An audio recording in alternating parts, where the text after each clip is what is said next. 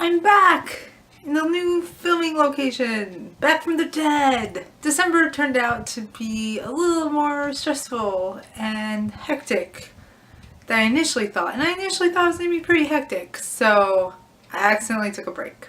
Sorry. But it's a new year. My schedule has settled down a bit.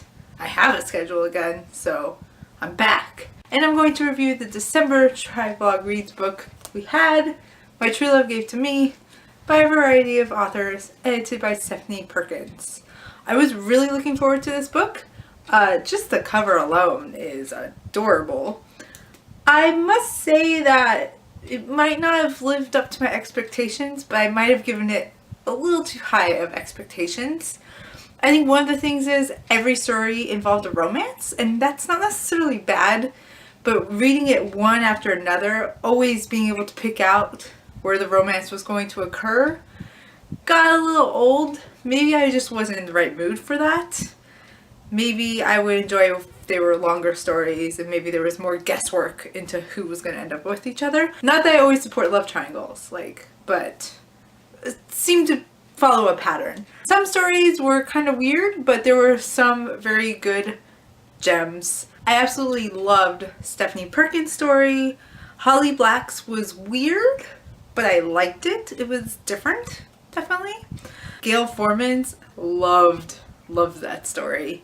Kirsten White, who I had never heard before, but I really like that story. I think because it takes place in a part of California that I kind of know, and it is a weird, deserted part of California, so I think that also brought me in. I just thought it was a really good story, and I might check out more of her work, because I've never heard of her. It was an interesting mix-up of contemporary and magical fantasy and other stuff, and it was an interesting choice. I don't know if I liked it or not. It was sometimes a little jarring to go from a very contemporary, like, real-life story to something where, like, all of a sudden they're in the North Pole and that's real. Spoiler alert, North Pole Santa isn't real.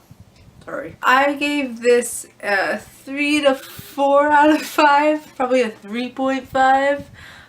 That's definitely because some of the stories were like really great and then others were just kind of like meh. I'm glad I read it, and I will keep this book because of the few cute stories, and then the cover is just so adorable. Like, I love the Let It Snow short stories. That cover though isn't this cute. This is like my style. So I can't wait to read Jessie's pick this week, and I believe she will announce that tomorrow, but sneak peek! I went and bought it today and then accidentally bought another book. The sequel to Steelheart, because it came out this week. And I love that series. Although I only read one book. This is why we can't go to Barnes & Nobles. I do miss my Canadian independent local bookstores, but I do not miss my Canadian book prices.